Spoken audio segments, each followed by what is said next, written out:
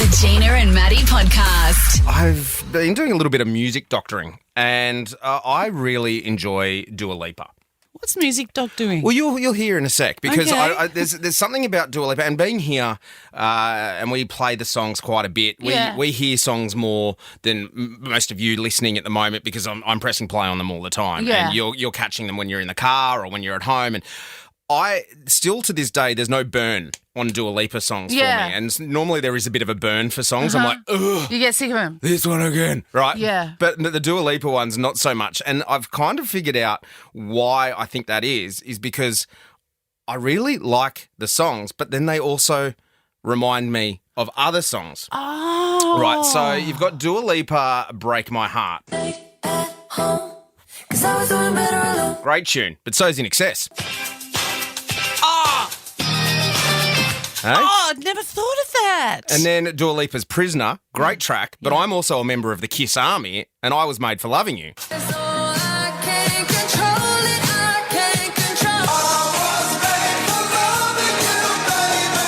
Because I love both those songs, but then you go to Prisoner again, so that's a bit of the, the verse of Prisoner. Yeah. You go to the hook, and you get a little bit of Olivia Newton-John.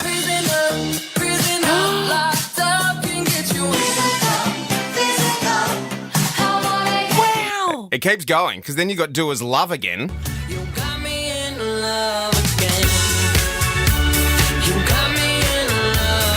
And when I was in high school, I really loved White Town's Your Woman.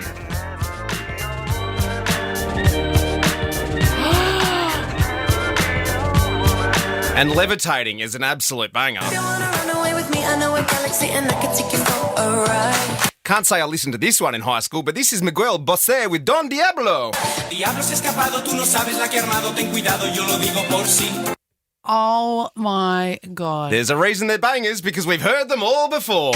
Gina and Matty. It's not just cars that you have issues with, it's a bit of technology as well. Break it, fix it, trash it, change it, melt What's it, going on? grade it, chart it, Well, my computer did a weird thing. It wasn't me. I just went to turn it on and everything's missing on my computer. And I don't feel like it was me. I feel like it was the cloud or something. Like... Very good at blaming everyone else for the problems. Might the have car been- wasn't your fault. The Might have been computer's not your fault. Yeah, Right. okay. Yeah. No, he's trying to help me. Yeah, so I've got all these issues going on with my computer. So, and I've got a few staff away at my little business at the moment. So I've been... The Gina Jeffries Academy of Music. Thank you. So I've been in there teaching little people and older people and all last week and this week and next week, which I've been loving. But yesterday I had a little 9-year-old techpert I was teaching. So I was doing a harmony group and I'm struggling to try and find stuff from last week because it's gone. All my notes and stuff are gone. How did you go remembering people's names? I got that. You got that down I okay? printed that. Yeah, got that. It's hard. That like 12 people yesterday in a row. Horrific. Every 30 minutes. Hey! Hey, you. Hey, beautiful. Yeah. How you going, gorgeous? I have to go to that. But yeah, so I'm sitting down with 9-year-old techpert and my phone dings, first of all, catches her eye. She goes, oh, that's big writing. That's my first comment. Okay, thank you. Yes, it is big writing. The old mum font on the phones, yeah. Mine's like Yours is huge. Star Wars Yours is credits. huge. Big. Then I start searching my laptop for stuff, as you know, and she goes, oh, my God, how big is your cursor? So she's because she can see my laptop in front of her. Yes, I have a big cursor. Someone in Wyong could see your cursor from here at Erina this morning. So I'm trying to find, because we recorded a 3-part harmony last week. I'm trying to find it. She goes, Gina, just go to your voice memos. I went, oh, yeah, I'm trying to find where it's sent it or where. She goes to your voice memos. Okay, I go to my voice memos. I'm trying to pull up a backing track and she's showing me a shortcut, how to pull up a backing track so they can sing it. Then she's showing me how to airdrop it to each of the ones in the class, straight from my laptop. I didn't know you could do that, Matty. Yep. Airdrop a voice memo straight to someone's phone. I didn't know that. She's showing me all this stuff. And... Here's the thing. Here's the more embarrassing stories. Oh, my life is just... Oh, there's more. There's more embarrassing. Okay. that keeps giving. Yep. So then we finally pull up the lyrics to the song that they're singing. It's a Billie Eilish, One Birds of a Feather, which, cool, pull up the lyrics. But I've only got the lyrics sort of small. And you know how all the ads come up on the right? Oh, yeah. So most of my ads are holidays in Thailand and stuff. But up comes, she goes, no. what's that? I went, what? Oh, God. What? So it's like a little cartoony sitting on a toilet forcing a poo. She goes, what's that thing with the toilet and the poo? So on my phone, I've been looking up, how I've been talking about gut health. It's an ad for Metamucil, a little extra fibre in your diet. That's one of those ads for, I don't know, for gut health. And she's like, can't stop looking at this little cartoon. I'm like, I don't know. Did you not notice there was an ad also for a holiday in Thailand? It's important to be regular, Stacey. All right, leave it out. Gina and Matty. It's time for some news that Suze didn't use. Now, Susie Thompson, our fabulous news writer. Yeah, she is. You hear at the top and the bottom of the hour. She delivers as much news as she can, but there are time restraints. So there's some things that Suze doesn't use in the news. So that's why I choose to bring you the news that Suze didn't use. And let's kick something off that happened in Melbourne. A burglar in Melbourne stopped for a quick snack in a victim's house before making off with their car, police say. The man climbed through the window of a house in Packington Street in Kew at about 5:30am yesterday, stole shoes, a bag, mobile phones and car keys before eating 2 muffins that had been left out on the kitchen bench. No. Police have released this statement. Do you know the Muffin Man? Pretty sure if you look at Drury Lane, you might find where hang up. Could you imagine just like, where are those muffins? It took the car and the apple and cinnamon muffins? I mean, the car, but the muffins. The muffins! Outrageous.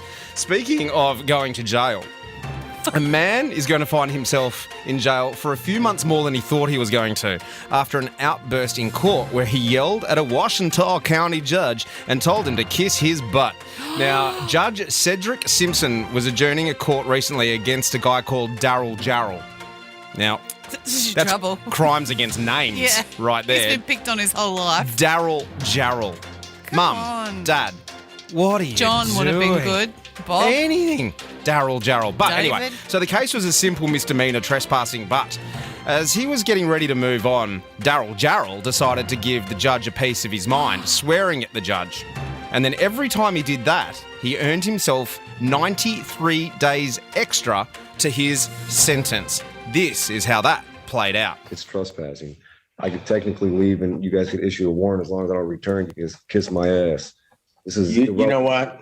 You know, no. I'm gonna tell you what. You don't come in. You don't. Okay, that's contempt. That's 93. Keep going. That's another 3. That's another 93. That's another 93. Idiot. That's another 93. That's 693 consecutive. 693 consecutive. So he earned a year. himself an extra, 558-day prison sentence. What an idiot. Oh, what a goose. Okay, prop store auction. Now, this is where an auction website where you can get some pretty cool stuff from movie sets. Now, they're selling off an entire litany of iconic movie memorabilia. A lot of it's related to Ridley Scott's Academy Award-winning Gladiator film. Oh, my gosh. Are you not entertained? Yes, I am. Now, you can pick yourself up a production-made set of General Maximus oh, God, I almost said it. General Maximus Decimus Meridius armor. So, Russell Crowe's armor. Say that again. Maximus Decimus Meridius armor. Well Right, I got it. I got done. there. I'm General Maximus Decimus Meridius armor. Father of a murdered son. Anyway, $20,000 US. You can pick that up. What a bargain. There's a sword that you can pick up for $4,000 US in the auction. And there's a shield. Oh, my Lord. So Russell Crowe's shield, you can get at auction somewhere between $50,000 and $100,000. Jeez. What a bargain. There you go. There's some of the pictures of it there. You Some know. people have got money just to burn, haven't they? I know. And now Wow. we were talking about this film last week on air. It Ends With Us. So we were giving away Yes, tickets. I really Blake wanna Lively. see that, yes. Yeah. So there's been a lot of talk about how successful it is. So you've got Deadpool and Wolverine is the number one film in the American box office. Then there's Blake Lively Yeah. at number 2. Yeah. That's the first time in almost 40 years you had a husband and wife have the number 1 and number 2 spot on the box office charts Yeah. since Demi Moore and Bruce Willis. Demi Moore's Ghost was number 1 and Die Hard was number 2. So Are you it's the first kidding?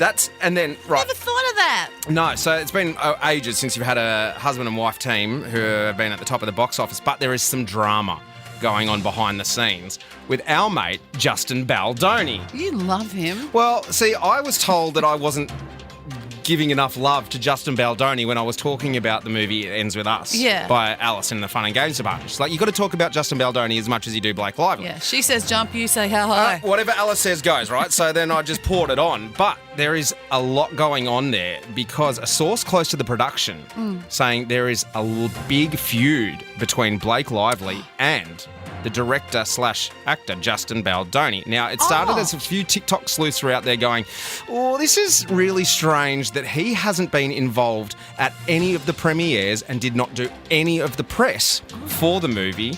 Then it came out that Lively helped produce a scene with her husband. You know that guy? What's his name? Oh, Ryan Reynolds. Yeah. Even though she wasn't even a producer on the film. Oh. Now, days after damage control from the film's PR team, another source dropped a bombshell claim that everybody in the main cast, even the source's material, the author, Colleen Hoover, wants to distance themselves from Justin Baldoni as well. You onto something. He's on the nose. So this is why I didn't want to talk about Justin Baldoni. Yeah, but, Alice forced me to talk about him, right?